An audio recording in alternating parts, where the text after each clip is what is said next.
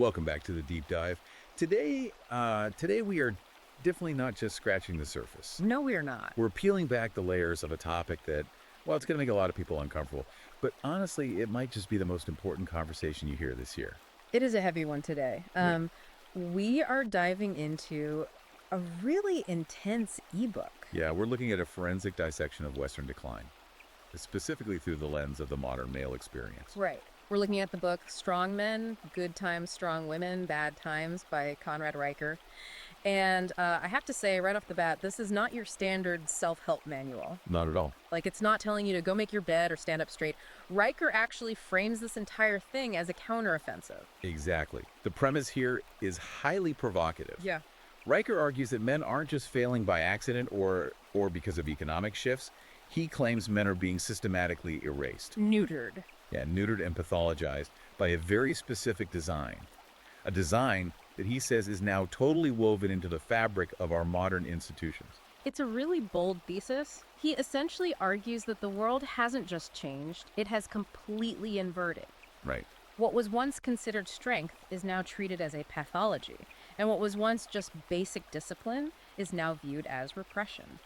And before we get too deep into that inversion, I want to jump in and remind everyone listening, if you enjoy these deep dives where we tackle the hard stuff, the stuff you aren't really supposed to talk about at the dinner table, please hit that like and subscribe button right now. Yeah, it really helps us keep the lights on and keep bringing you these ultra-long, incisive analyses. Please do. And honestly, if what we talk about today resonates with you, you are going to want to go straight to Amazon Kindle or Google Play Books and buy this ebook immediately. You really need to. Riker's arguments are super dense, and they're heavily cited.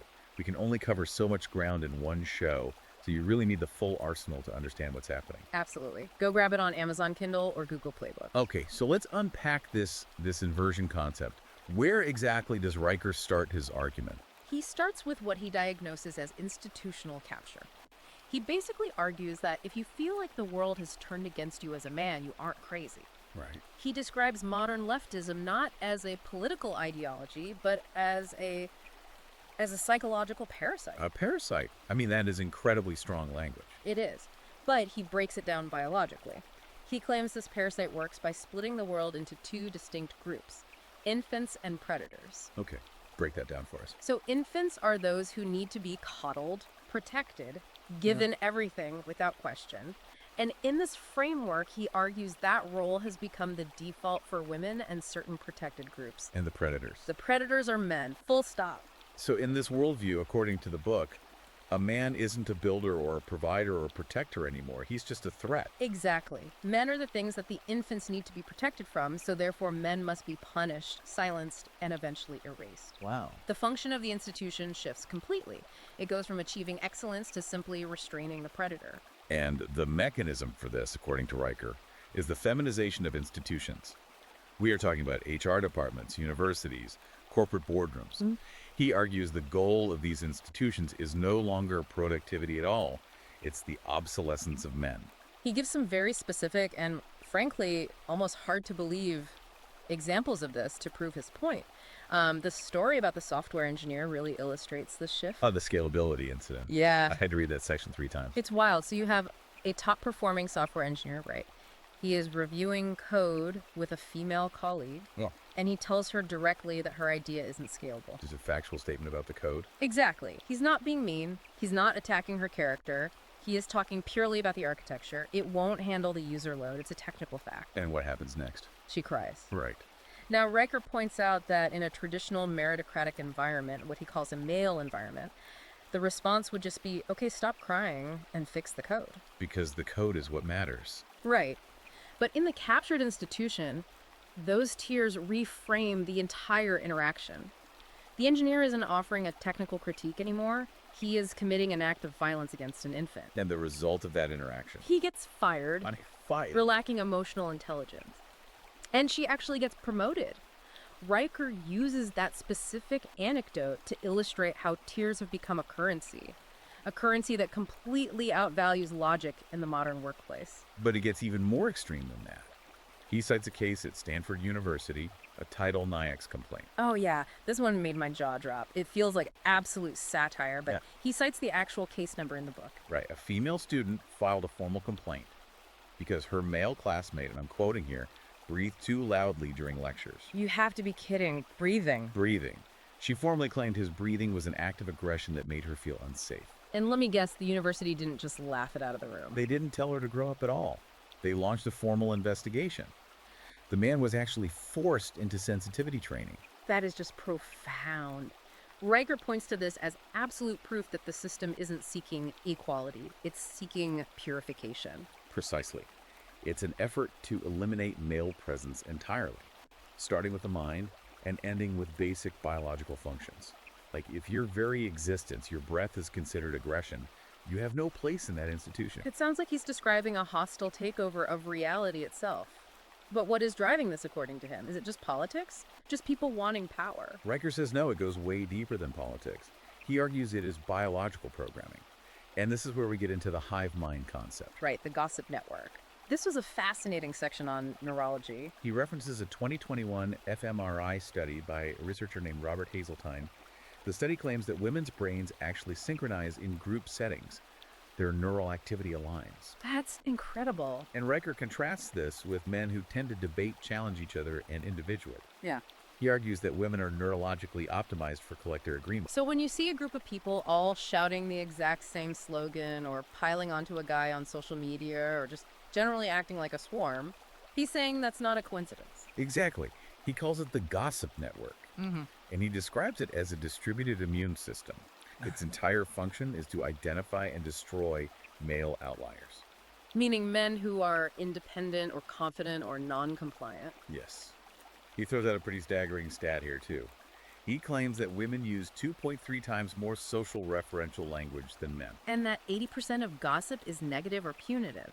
He argues that in ancestral environments, this was how women controlled behavior in the village. And now it's been industrialized. Right. It's moved from the village square to the HR department, to Twitter, to the mainstream media. And this connects directly to the believe all women dynamic, doesn't it? It does. Riker interprets believe all women not as a legal standard, but as a tribal war cry. A work. Yeah, he argues that in the hive mind, evidence is actually an obstacle.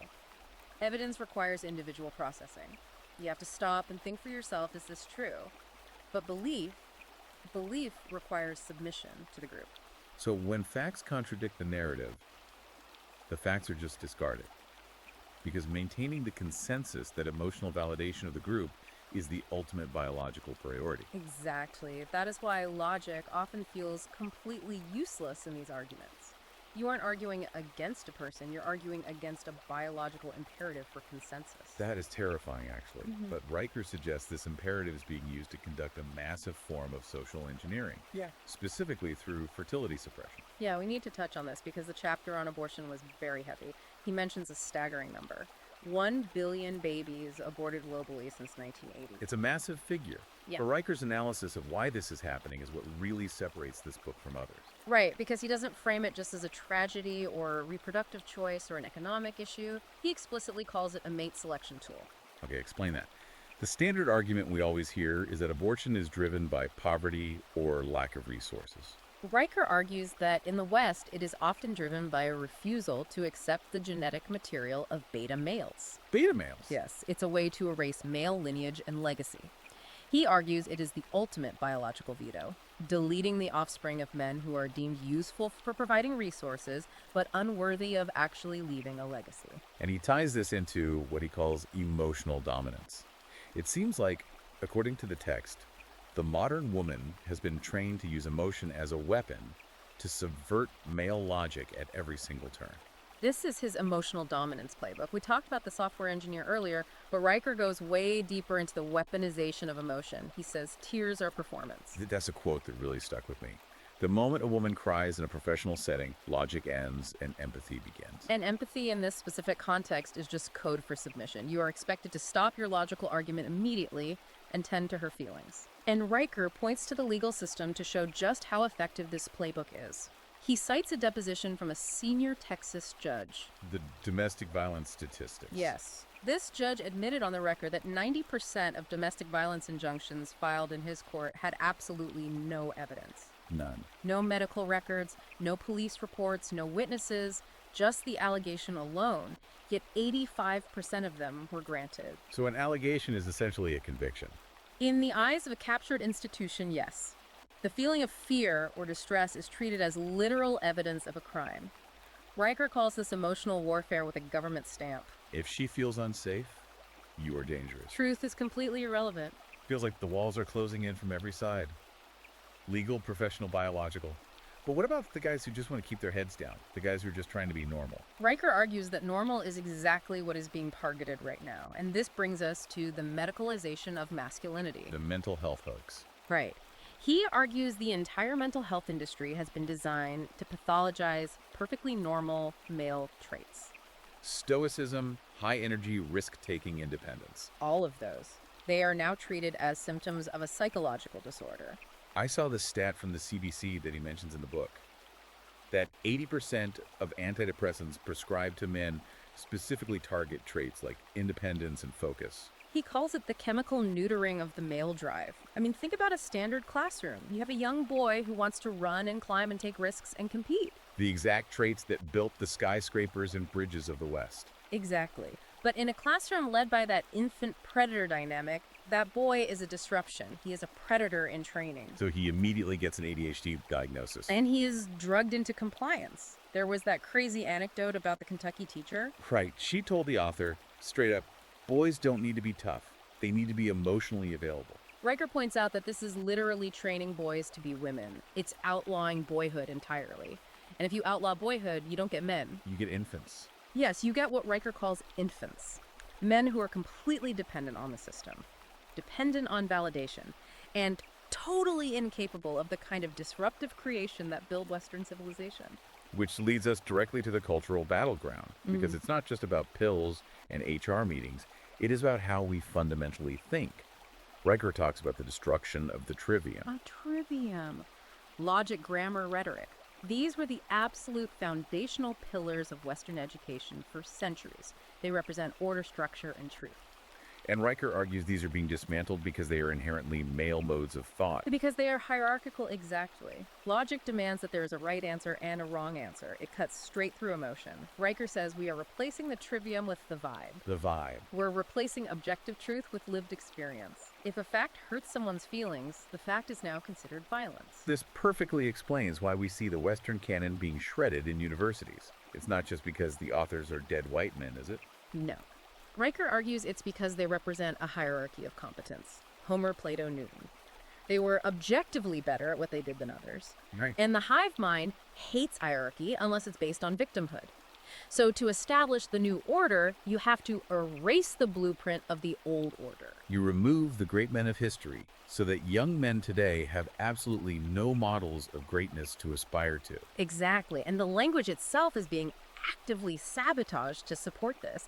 I loved his section on the passive voice. All mistakes were made. Exactly. Mistakes were made, not I made a mistake. Riker calls this linguistic sabotage. It's a grammar of evasion. It allows the collective to completely avoid accountability. Harm occurred. Unsafe feelings were created. It never, ever specifies who is responsible. And Riker argues that the active voice saying I did this is inherently male because it claims agency. And agency is the exact thing the system wants to strip from you. Okay, so the diagnosis here is incredibly grim. Institutions are captured, biology is weaponized, and the language itself is rigged. If you're a listener right now and you're feeling the weight of this, you're probably asking, what do I do? Does Riker offer a way out? He does. And his solution is not to beg for inclusion. It's not to go to HR and ask for the rules to be fair. It's to reject the frame entirely. A counterattack. The first step is what he calls the male renaissance. And it starts simply by stopping the apologies. Riker says that what society labels toxic masculinity is actually just discipline, responsibility, and truth-telling. And men need to stop apologizing for those things. Absolutely. And practically speaking, he talks about opting out. The no women, no problem strategy. Now, Riker insists this isn't about hating women personally. It's strictly about risk management. Right. It's about avoiding the inefficiency and the extreme legal risk of those captured environments. He cites a fascinating study from Harvard about construction crews to prove this exact point. This was a brilliant data point. The study looked at 312 construction crews. It found that the all-male teams were 19% faster. Which is expected. Right, but here's the kicker. They had 31% fewer safety incidents. Wait, fewer. We are always told that men are reckless cowboys who need constant supervision. Riker argues that men communicate directly. You messed up, fix it. There is no emotional labor involved. There's no 20-minute debrief about how the criticism landed. Direct communication leads to clarity, and clarity leads to safety. Exactly. The mixed crews, or the female-led crews, got completely bogged down in what he calls passive-aggressive relationship monitoring. So the strategy for men today is to build your own networks where that direct objective communication is actually allowed. Exactly. We are seeing the rise of encrypted channels, private forums, signal groups. Riker describes an underground male network that is already forming right now. They're sharing real salary data to fight the pay gap. The real pay gap, the one where men are underpaid because they don't know what the other guys are making. Right, and they're funding legal defense funds for men who are falsely accused by HR or Title IX boards. It's essentially a parallel society. It has to be. If the main institutions are hostile, you just build new ones in the dark. Riker frames the red pill pipeline not as radicalization by rage, which is what the mainstream media always calls it, but as education by data. Men aren't angry, they are just observant. Yes. They are looking at the stats we've discussed today. The divorce courts, the HR firing rates the suicide numbers. And they are making a rational, calculated choice to exit the burning building. It's a very powerful image. Men quietly walking out the back door of a society that openly despises them to go build something else in the garage. And that is really the core message of the entire book. It's a full-scale demolition of lies. A call to arms, but not for violence. It's a call to reclaim agency. Riker says the West is dying, but it can be reborn. But there's a strict condition for that rebirth. There is. He writes that it can only be reborn by strong, clear-eyed men who value truth above comfort. That is the condition. If you prioritize your comfort, your corporate job security, your social standing, your easy life, you will be consumed by the parasite. But if you prioritize truth, you might lose those external things, but you regain your soul. Truth above comfort.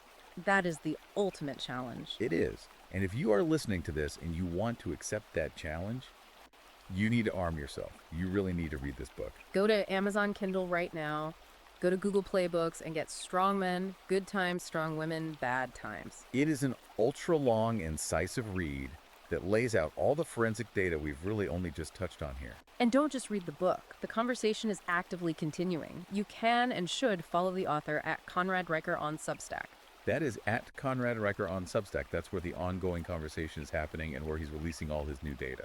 Absolutely. The Substack is essential. It's where that underground network we talked about is actually visible. Now, before we sign off, here's a final thought for you to mull over. We talked about the removal of the Western canon, Homer, Newton, the greats, right? If these men are erased from history strictly because they represent a hierarchy of competence, what happens to a civilization that no longer has a blueprint for greatness? Are we just destined to manage our own decline, or is there a way to build a completely new canon from the ashes? That is the question, and the answer depends entirely on what you do next. Thanks for listening to The Deep Dive. Make sure you like and subscribe to support this kind of independent analysis. We'll see you in the next one. Stay dangerous.